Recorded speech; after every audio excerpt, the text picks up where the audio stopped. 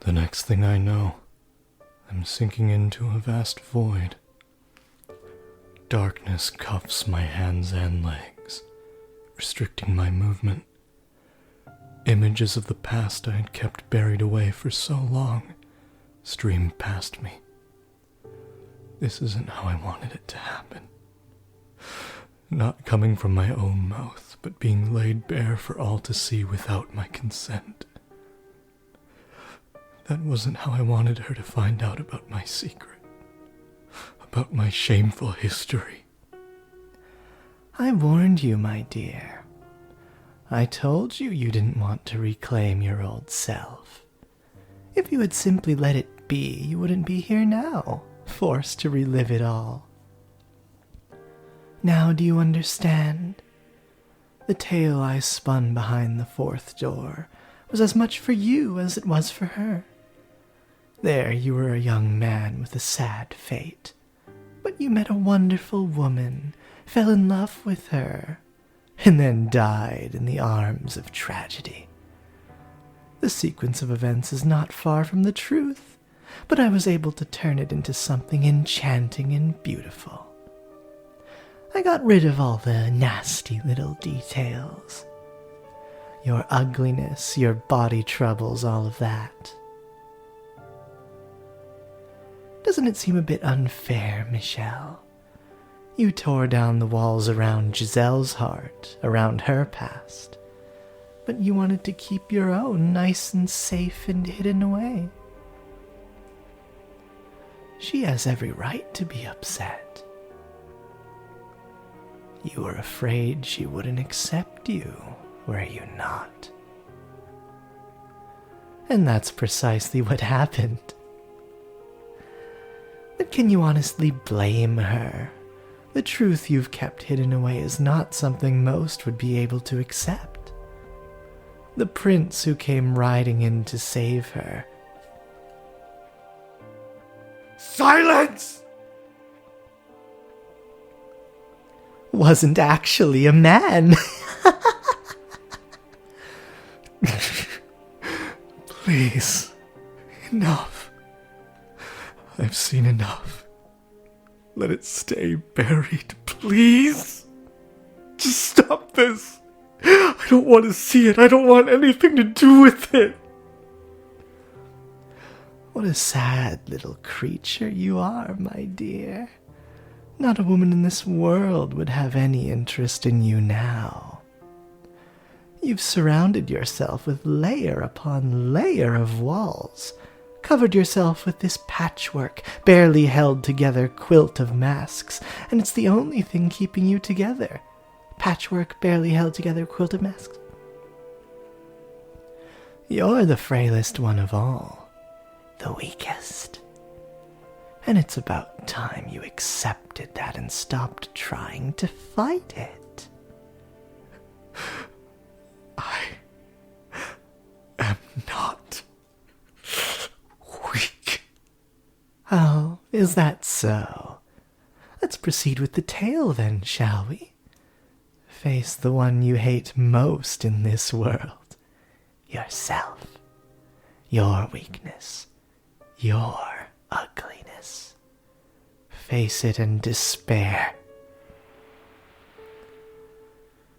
Ay, ay, ay.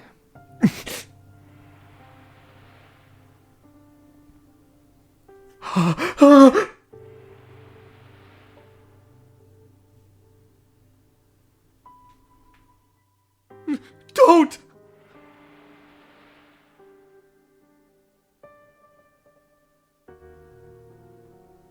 Again.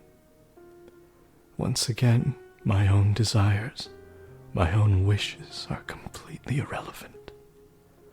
The past sprawls out before me once more, and the witch is exactly right.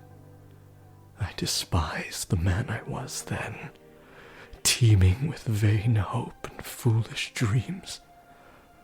I would rather pretend that part of me never existed. But I have no choice. I'm dragged back into the life I once lived.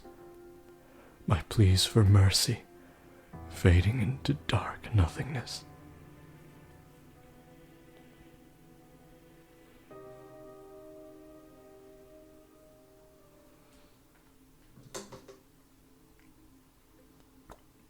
As soon as I saw this landscape, I knew what song we were going to hear.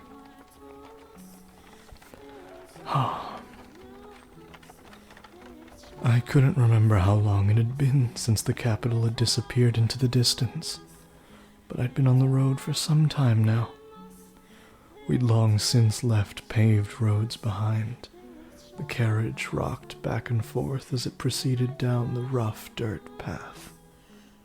For hours I stared through the window as unfamiliar scenery flowed past.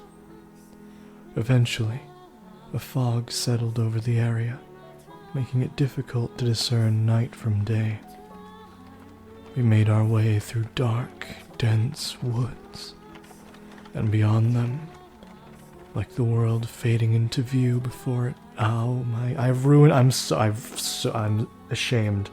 Oh, I ruined it. That would have been so perfect to get in one take. That's the opening. That's basically the opening. Not verbatim, but very close. We made our way through dark, dense woods, and beyond them, like the world fading into view after a dream, a mansion appeared before us. Take two. All the windows were either shuttered or boarded, encasing the house in darkness. In a way, it felt like all I had done was move from one prison to a much larger one. Briefly, I thought they had possibly been sealed to keep anyone from seeing me inside, but my coming here was a very recent development. More likely, the house had been in this condition when it was initially purchased. Quite the piece of property my father had found himself with. I wondered if he had been swindled by its previous owner. It was a gloomy, uninviting place, but it didn't appear to be in disrepair. The coachman left my luggage outside the door, gave me an empty farewell, and then went on his way. I was entirely alone. I spent some time just staring out at the forest, but naturally, there was nothing of interest to be found there. Untrue, man. Gotta take in your surroundings. Just staring out at nature forever, it's fucking, there's nothing like it. So I quietly turned around and opened the door to the mansion. Just some more characterization for Michelle there. It's certainly dark. I could barely even see my own feet. Briefly, I considered trying to unshutter a window or two, but ended up deciding against it. The less inviting the place looked, the easier it would be for me to avoid contact with the outside world. Oh my god, I'm sorry. The less inviting the place looked, the easier it would be for me to avoid contact with the outside world, as DDA had recommended. Standing there in the darkness for several minutes, my eyes gradually grew accustomed to the lack of light. While it was hardly ideal, it was sufficient to take a look around the house. Ooh! The inside didn't seem to have received the same level of care as the outside. Everything was dusty and the air was many years stale.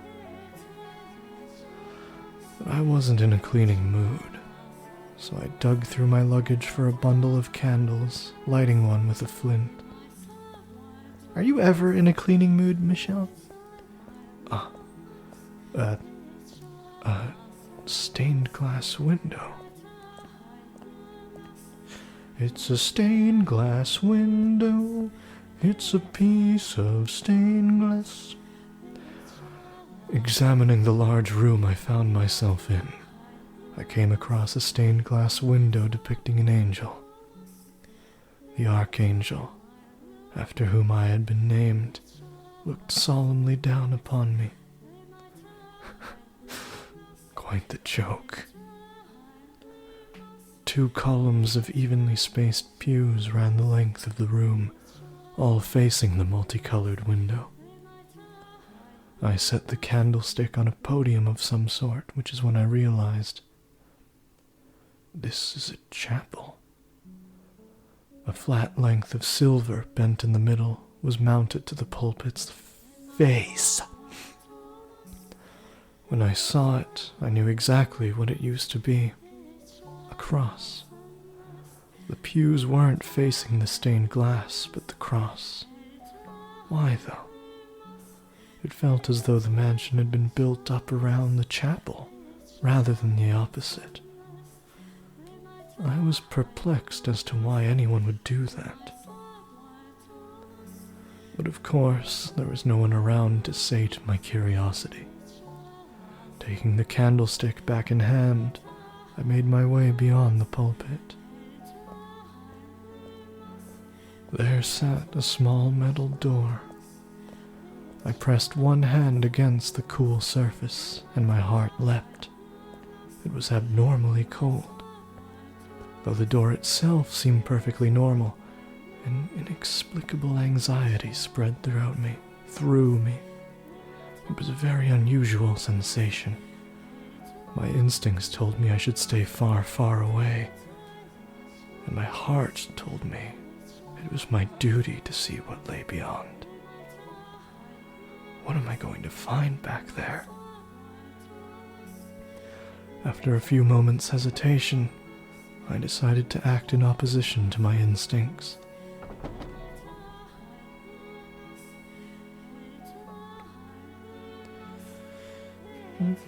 That staircase, it's the wooden staircase leading to Watchtower. I was looking at a long spiral staircase. The wooden stairs stretched so high I couldn't tell where they ended. An observation tower, perhaps? As if being pushed forward by some inhuman force, I mounted the staircase. By the 3rd or 4th loop, soft light began peeking into the tower through regularly spaced rectangular openings in the stone walls. Through one such window, I gazed outside, and far off in the distance, beyond the seemingly endless ocean of trees, I saw a small village. Nowhere I'm ever going to go. Oh, fuck me. So many stairs. It had been quite some time since I had exerted myself this much. I hardly had any opportunity locked away in my chambers. With every step I took, I could hear my joints creaking and my muscles screaming. I was long since out of breath, only staying upright with the help of the wall.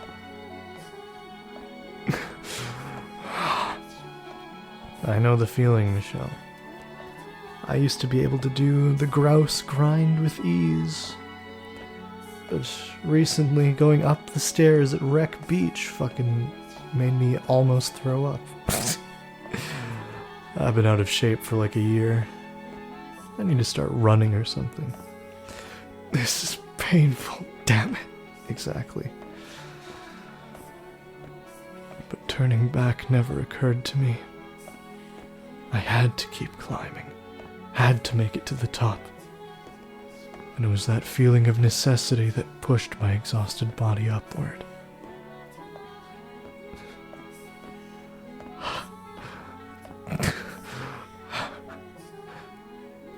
By the time I reached the top, I was practically gasping for air. Sweat streamed down my forehead. I wiped it aside, turning my gaze toward yet another door. But unlike the first, what on earth? A tangle of rope covered the surface, layers upon layers of it, making its intent abundantly clear. Nothing shall come in or out. It didn't look like it had been put there recently either. as much of it was rotted through. Out of curiosity, I grabbed at the coil and then yanked. The rope snapped in several places, chunks falling limply to the floor. That wasn't enough to allow the door to open, though. People only sealed doors like this for a reason, largely because they didn't want or couldn't allow others to see what hid behind them. Like what they did to me. Ooh. For a few moments, I felt as though I was looking down at myself from outside my body. I'm gonna drink to that.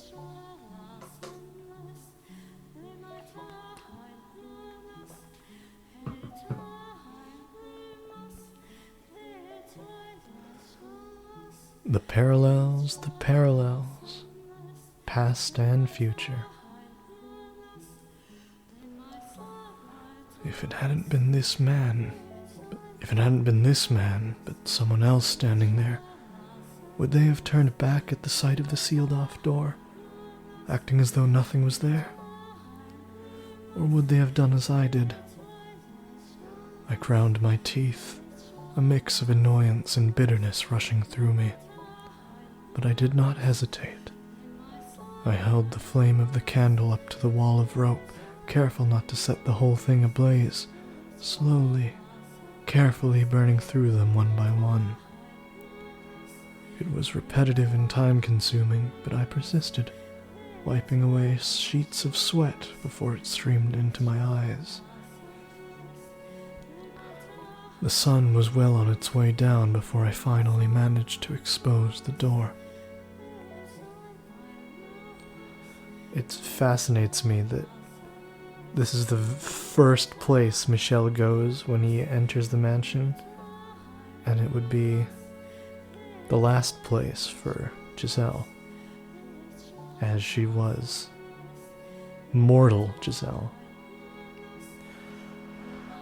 I took a deep breath, looked up at it, and gulped. There was something indescribably chilling about the door, and then I pushed it open.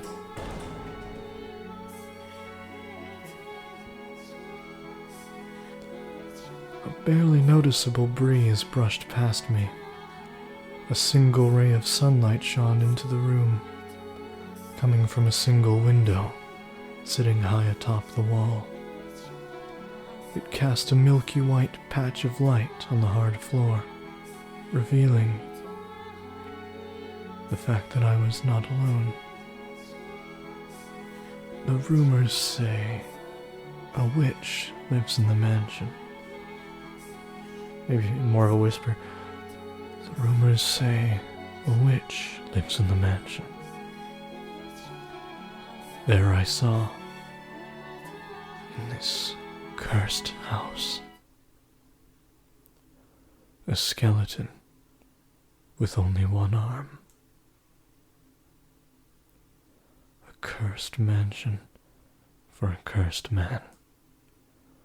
It was like I was destined to end up here. I had no way of finding out who the skeleton belonged to, so I left it there at the top of the tower and retreated into thought.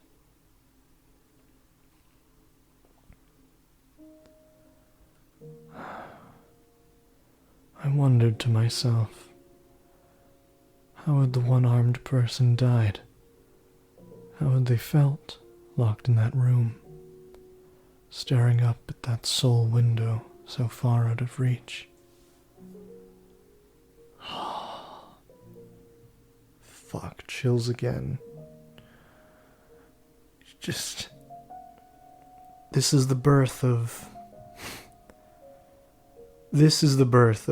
the protagonist. The first time... so perfectly, the first time he's freed on his own, in his body, living as a man that is when he is able to look outside himself and feel concern for another person, a long departed person. Before, it was all internal from Michelle, understandably so. But, it's such a subtle effect, but this story is full of that kind of thing. And it will continue to be, up until the very end. About the only thing they would have seen was the sky and the occasional bird. Had they yearned for more light? Or had they come to despise the tiny patch of it that trickled into the room?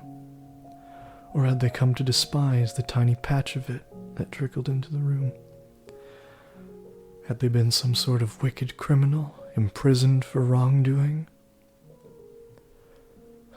Not all prisoners are necessarily bad people. Having been branded with a non-existent curse, I couldn't help but think that perhaps something similar had happened to whoever they were, vainly reaching out for the sun, constantly praying for rescue that would never come. What had gone through their mind as they withered away?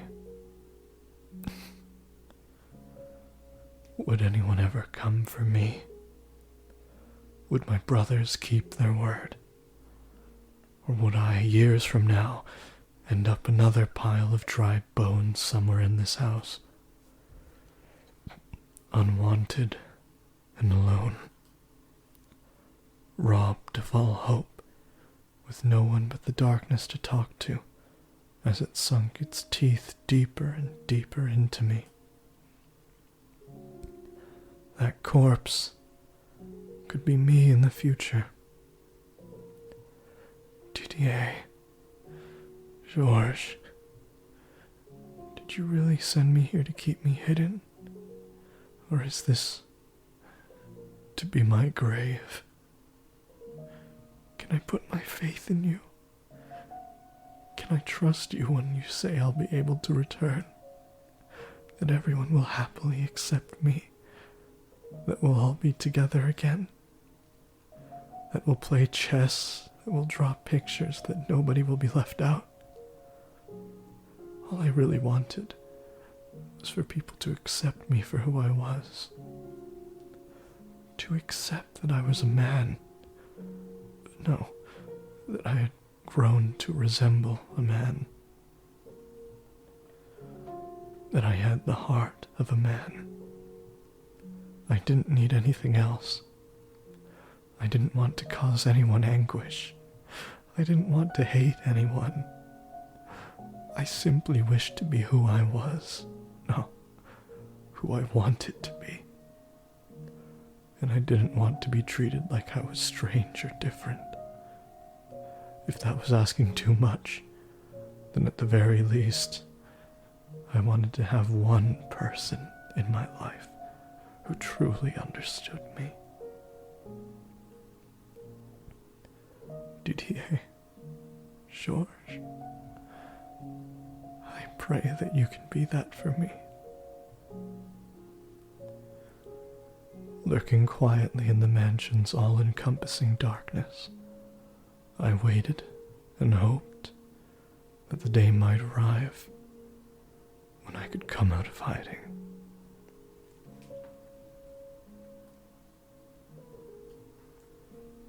However, 1, 2, 3 years later, I had still not been set free. Only my mother wrote me, and in all her letters she said the same thing. When your curse is broken, come back home, sweetheart. When your curse is broken, I want you back in my life. When your curse is broken, everything will be back to normal. I wait expectantly for the day you are free of that terrible curse. The curse would never be broken, though. What I was now was what I was meant to be. All that time I had spent as a girl, none of that was real. Didier had said he didn't think I was cursed. My brothers didn't think I was some hellish demon child. So no, the curse would never be broken, because there was no curse to break. I wasn't cursed at all. There was no damned curse.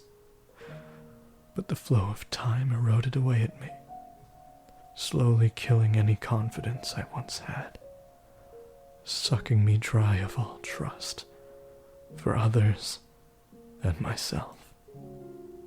With enough time, I started questioning my own beliefs about what I was, started thinking that perhaps I was cursed. Much like they had at the Boulanger estate, the servant who came by every month. Much like they had at the Boulanger estate, the servant who came by every month did his best to avoid making eye contact. But beyond just bringing me food, he was also checking in on me and making sure I didn't attempt to run away. And every month, he probably went back and told Mother the same thing, that my curse had still not been broken.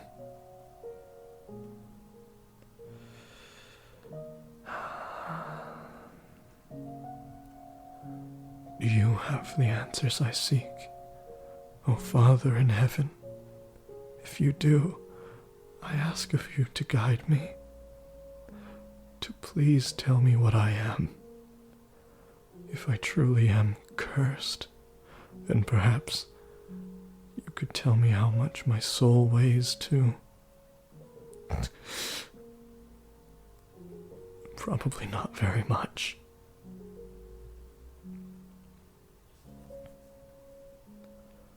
I spent enough time alone in that dark mansion to drive anyone mad. The more time that passed, the more I grew to question myself, my worth as a human being. And whenever the self-doubt and loathing became too much to take, I trekked up to the top of the observation tower to see the light. Sitting there on the hard floor, I would place my hand on the skeleton's leg, its shoulder, its hand. From the size of the bones, whoever it was appeared to have still been young when their life withered away. Poor child. Even I feel blessed compared to you. Oh, how miserable it must have been, locked away up in this tower, to have your arm mercilessly severed. You have my pity, though. I alone shall mourn your death, and I alone shall take comfort in your presence. You poor, poor child. By pretending to pity someone who had it worse than me, I was able to feel somewhat better about myself. Because if I was in a position to pity someone else, then conversely, I wasn't in a position to be pitied.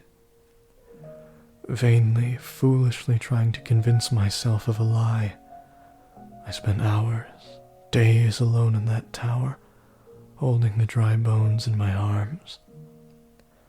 Now there was a sight to lend credence to my alleged madness.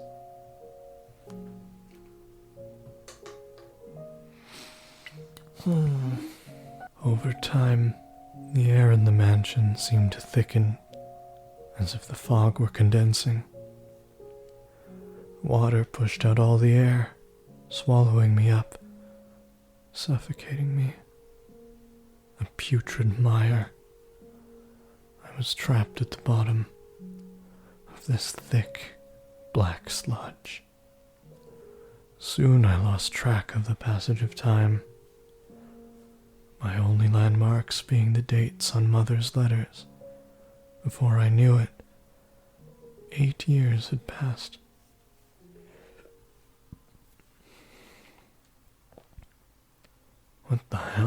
is this? I hadn't heard my voice. I hadn't heard my own voice in so long I had almost forgotten what it sounded like. There was a delivery that day, but it wasn't the usual package. The servant was instead carrying a large rectangular object draped in cloth. Shoving that into my hands, he said, The regular supplies will be here in a couple of days," and then ran off. I added an "of" to couple days. Presumably, he was afraid to spend any more time than necessary with the cursed man, but I didn't bother to say anything about it. I knew it was a waste of breath, and I was not inclined to hold it against him if he didn't want to look me in the eye, to exchange words. All I could reasonably do was sit back and bear it. As long as I kept my mouth shut, the man could do his job in peace. By the candlelight, I began unwrapping the package the servant had delivered. From within, a sheet of parchment fell to the floor, and inside the package was a painting. Just looking at it, I couldn't tell what it was, aside from the fact that it was a portrait of a woman. I knew those brush strokes, though. They were very distinctly George's. The woman depicted had white hair. White hair. There was a flash. A fresh jolt of pain that had nearly faded away. The half-dozen needles piercing my chest. So much blood had spilled from those gouges I had long since lost any sensation of pain. But now it was back. No. George. You did it. I can probably... No, George. You didn't. My whole body froze. The blood in my veins came to a halt. I couldn't breathe. I was drowning in a pool of imaginary water. I crouched down to pick up the sheet of parchment. It was a letter in Mother's handwriting. The first line read, as it did in all her correspondence. Whose voice should I do this in? My beloved daughter Michelle, every day I pray that your curse might be broken, but lately I have come to think that perhaps the reason you remained cursed is because you have forgotten what you are supposed to be. So long you have spent in that accursed form, it is little surprise you would lose sight of yourself. How can you return to your true self if you do not even remember... How can you return to your true self if you do not even remember what that is? Oh, God! How can you return to your true self if you do not even remember what that is? So I asked George to paint you a picture, hoping it might help you break free from your curse. Of your curse. You are a beautiful young woman, my dear Michelle. I presume you have already seen the painting. It's lovely, wouldn't you agree? That flowing white hair and skin like glass. Those deep, enchanting red eyes. Those slender fingers and modest feminine frame. Those soft lips. It is not you when you were younger, though. Instead, I had him imagine what you would look like now. That is what you will look like when your curse is broken. Isn't it wonderful? Imagine it. Envision yourself, your true self. Remember who you are. Recall your true self. I wait eagerly until the day you come back to me, looking as beautiful as you do in this painting. My dear, sweet Michelle, this is you. This is the real you. You are beautiful, my little girl, and I love you dearly. That awful fuss all those years ago, we can pretend none of that ever happened. Forget all about the dreadful thing that curse made you. Become the girl you used to be, the girl you were meant to be, so we can once more be a happy family. I am waiting, forever waiting for you.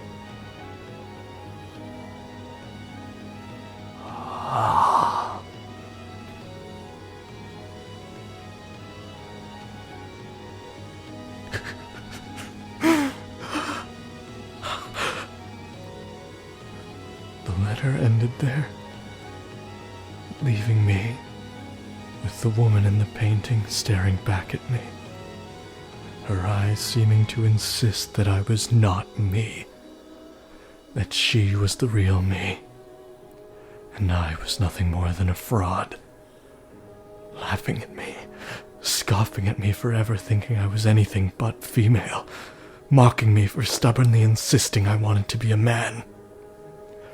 The pain in my chest swelled, spilling from my mouth in grunts and moans. And then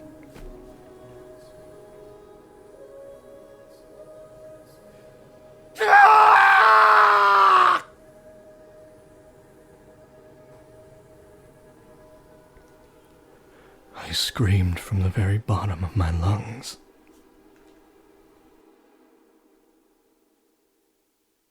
Why? Why? I yanked at my hair.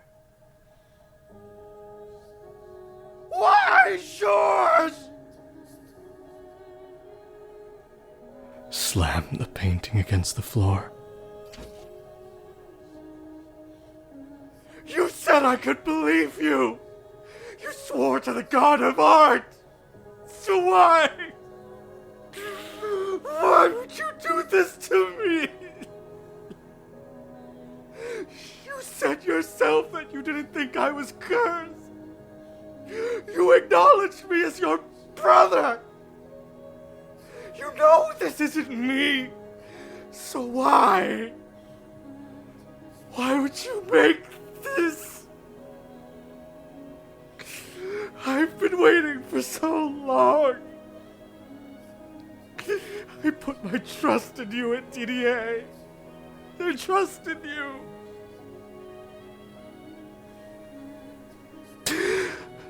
I believed you would always support me. Was that all a lie?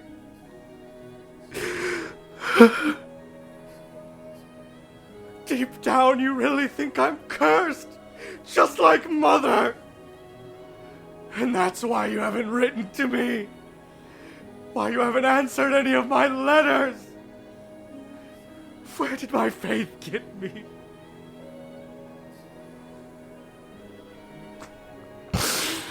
Why did you even help me escape? Was it all for show? Was my execution just a lie? An excuse for you to send me somewhere far away? Well, was it? Tell me, George! Tell me the truth! What about you, DDA? Where do you stand?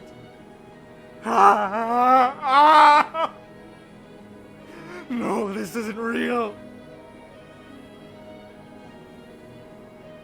My voice was getting hoarse. I didn't have the strength to hold it in, and everything came spilling out of me, squeezed out by the phantom water.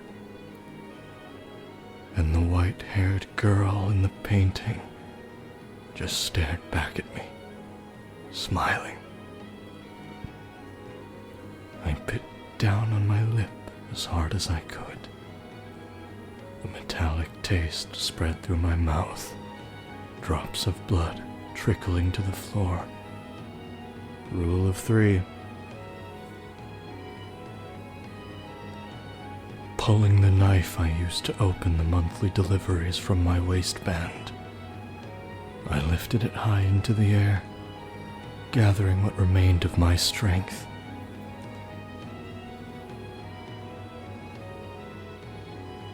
This isn't me!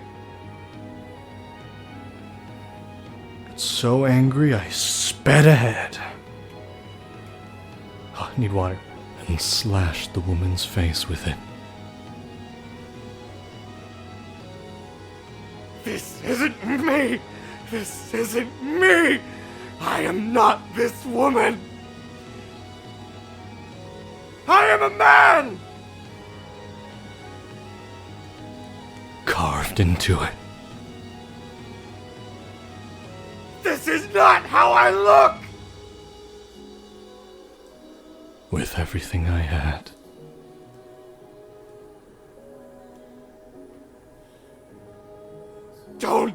Don't try to erase who I really am!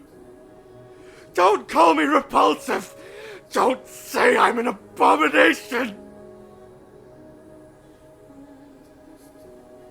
I tore into that smile, contempt surging from every slash.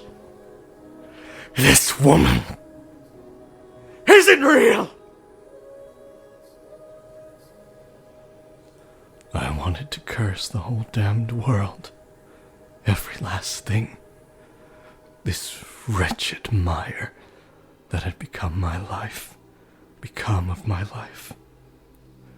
My brothers, for happily going about their lives as I suffered here in darkness. The darkness. My delusional mother, for refusing to acknowledge who I was. My father, for trying to have me killed. Amy, for making me realize I was a man, and then for torturing me for coming out about it. Everyone. I didn't care anymore. I wanted everyone who had ever wronged me to suffer the same way I had. I can make that happen.